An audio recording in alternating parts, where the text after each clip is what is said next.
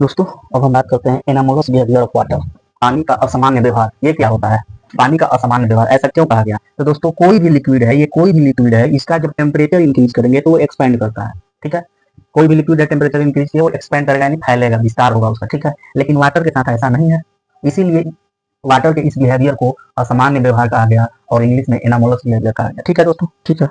Water है, 0 degree Celsius पे है, टेम्परेचर इंक्रीज करेंगे तो इसका वॉल्यूम डिक्रीज होगा, आयतन क्या होगा? डिक्रीज होगा, यानी पानी क्या होगा? सिकुड़ेगा, सिकुड़ेगा। ठीक है, पहले मान लीजिए पानी इतना था 0 डिग्री सेल्सियस पे, टेम्परेचर इंक्रीज किए तो पानी ऐसा हो गया।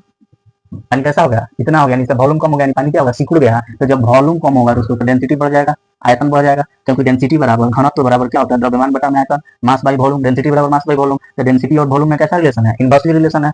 डेंसिटी जो है इनवर्सली प्रोपोर्शनल है वॉल्यूम का, यानी डेंसिटी बढ़ेगा तो वॉल्यूम घटेगा, डेंसिटी घटेगा तो वॉल्यूम बढ़ेगा। तो पानी जब 0 डिग्री सेल्सियस पे था तो इसको टेम्परेचर इंक्रीज किए तो इसका वॉल्यूम क्या हो रहा है? सिकुड़ रहा है, डिक्रीज हो रहा है, यानी पानी क्या हो रहा है? कॉन्ट्रैक्ट हो रहा है, यानी सिकुड़ रहा है, इसका डेंसिटी क्या होगा? बढ़ेगा।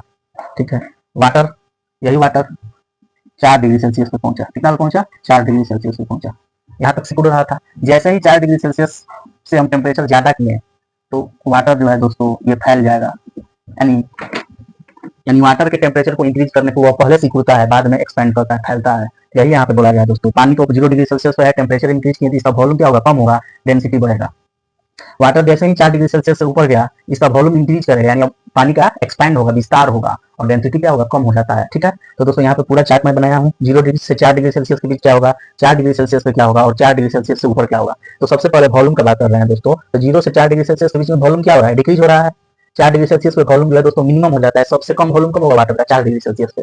4 डिग्री सेल्सियस से ऊपर कितना भी है, 10, 20, 50, 60, उससे मतलब नहीं है। 4 डिग्री सेल्सियस से ऊपर अगर टेम्परेचर आप दोगे तो वॉल्यूम जो है वाटर का इंक्रीज करेगा। ठीक है, डेंसिटी, घनत्व की बात करें तो 0 से 4 डिग्री सेल्सियस में वॉल्यूम कम हो रहा है तो डेंसिटी बढ़ेगा।